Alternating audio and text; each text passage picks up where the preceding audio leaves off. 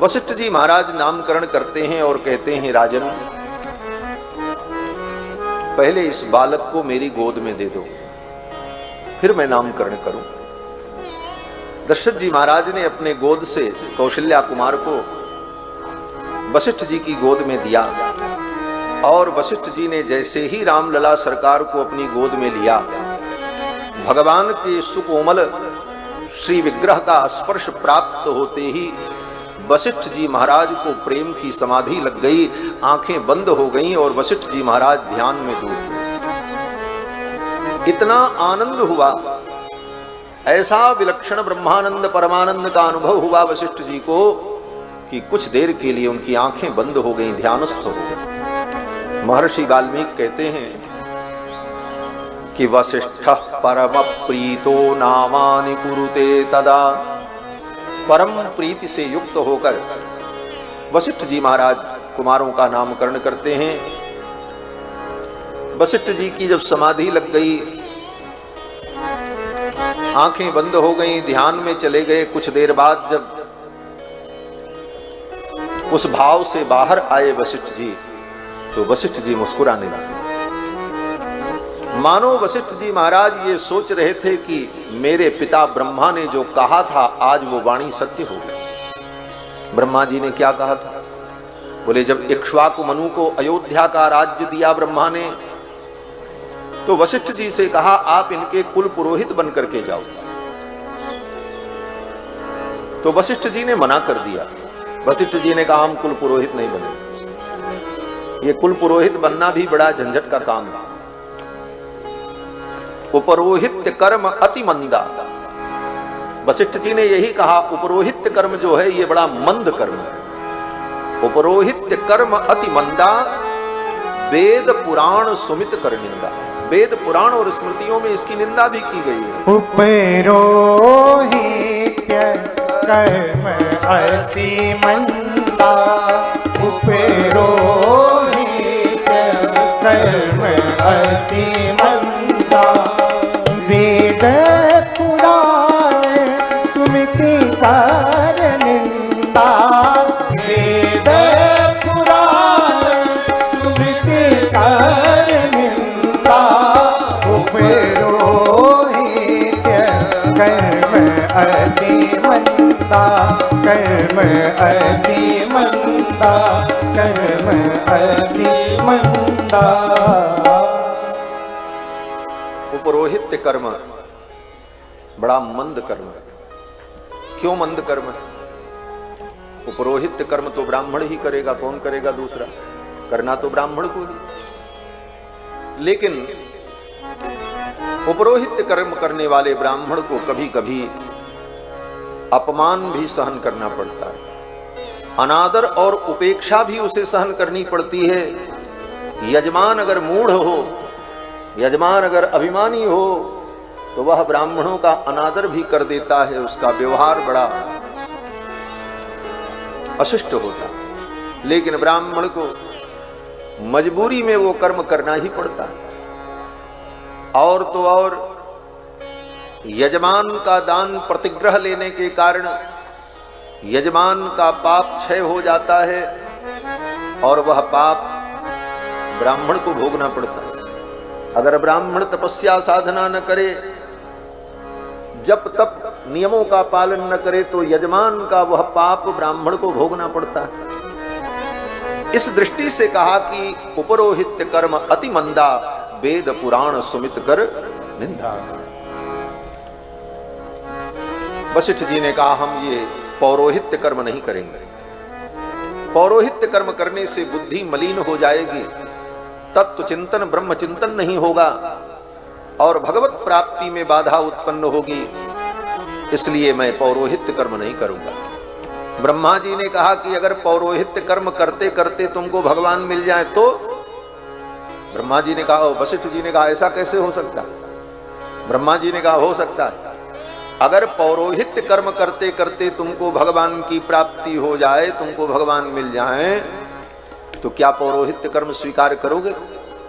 वशिष्ठ जी ने कहा अगर ऐसी बात है पौरोहित्य कर्म करने पर भगवान मिल जाएंगे, तो भगवान को पाने के लिए तो मैं कुछ भी करने को तैयार हूं। भगवान मिले तो।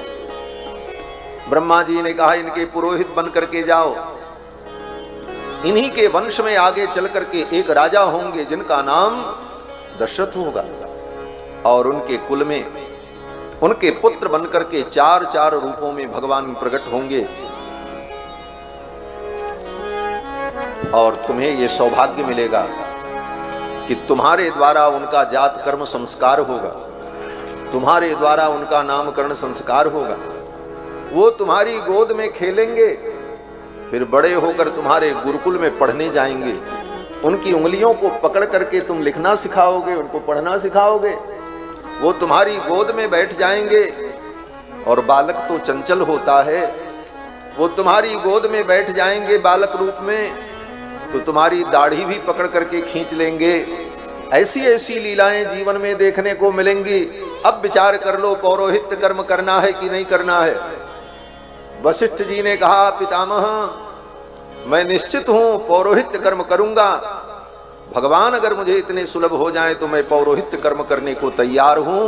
इसी शर्त पर वशिष्ठ जी महाराज इक्ष्वाकु मनु के पुरोहित बनकर के धरती पर आए, और इक्ष्वाकु मनु के काल से लेकर दशरथ जी के काल पर्यंत जितने राजा हुए उन सभी राजाओं का नामकरण, जात कर्म, नामकरण, अन्नप्राशन, चूड़ाकरण, यज्ञोपवीतादि संस्कार, उनका पिंडदान, श्राद्धादि कर्म सब कुछ वशिष्ठ जी कराते रहे लाखों वर्षों से, केवल इसी आशा में कि एक दिन मुझे भगवान मिले। कर्म कोई भी हो, लेकिन उस कर्म का उद्देश्य अगर भगवान है तो वह कर्म ही भक्ति बन जाती है, वही साधना बन जाती है, वही उपासना बन जाती है। अलग से भगवान की कोई उपासना और साधना नहीं है। हमारे समस्त कर्मों के फलभूत भगवान हो, लक्ष्य भगवान हो, तो सब कुछ उपासना बन जाती है। यहां तक कि गाली देना भी उपासना बन जाती है। ये मिथिला की पावन भूमि है, किशोरी जी की पावन भूमि। यहाँ की मिथिला की सखियों ने रघुनाथ जी को गारी सुनाई, वह गारी भी भक्ति बन गई। क्यों? बोले उसके उद्देश्य भगवान थे, सांसारिक कोई प्राणी नहीं था। भगवान को गारी सुनाया तो वो गारी भी उनकी भक्ति बन गई। इसलिए भक्त लोग कहते हैं मिथिला की गारी को गारी न समझो। बक्सर के पूज्य मामा जी महाराज का पद है कि कहते हैं कि मिथिला में सखियों ने भगवान को जो व्यंग वचन सुनाया, जो हास उपहास परिहास किया, उसको गाली मत समझो। बोले तब? बोले वो वेदों का सार है, वो वेदों का सार है। वेदों का सार ही तो भक्ति है, वेदों का सार ही तो भगवान की उपासना है। तो कहते हैं कि मिथिला की गारी को गारी न समझो, मिथिला की गारी को गारी न समझो, अरे मिथिला की गारी को गारी न समझो, मिथिला की गारी को गारी न समझो। ये गारी है वेदन को सार जी, अजी मिथिला, ये गारी है वेदन का सार जी, सखी मिथिला, सखी मिथिला सहरे गुलजार जी, सखी मिथिला, सखी मिथिला सहरे गुलजार जी, सखी मिथिला, सखी मिथिला सहरे गुलजार जी, सखी मिथिला, सखी मिथिला सहरे गुलजार जी, सखी मिथिला। मिथिला की गारी को गारी न समझो, गारी है वेदन का सार जी, ये वेदों का सार है। तो भगवान के लिए उद्देश्य भगवान हो तो सब कुछ भगवान की भक्ति बन जाती है। भगवान तो यहां तक कहते हैं मदर्थे तु कृतम पापम पुण्याय परिकल्पित। भगवान के लिए अगर कुछ अनुचित भी करना पड़ गया तो वह अनुचित भी उचित से भी महान। क्यों? बोले वो भगवान को अगर प्रिय है तो फिर वही पुण्य। यत् तत्प्रियम तदिह पुण्य। श्री वत्सचिन्ह स्वामी जी महाराज कहते हैं यत् तत्प्रियम तदिह पुण्य, म पुण्य अन्यत्।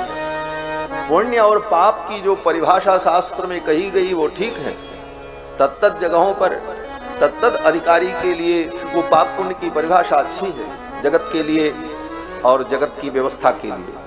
परंतु पारमार्थिक दृष्टि से विचार किया जाए तो अंतिम सिद्धांत तो ये है कि यत् प्रियम तदिह पुण्यम अपुण्यमन्य। जो भगवान को प्रिय है वही पुण्य है, और जो भगवान को प्रिय न लगे वो अपुण्य है, वही पाप है। आप दिन भर पुण्य करो लेकिन वो भगवान को प्रिय न बना तो सब बेकार है।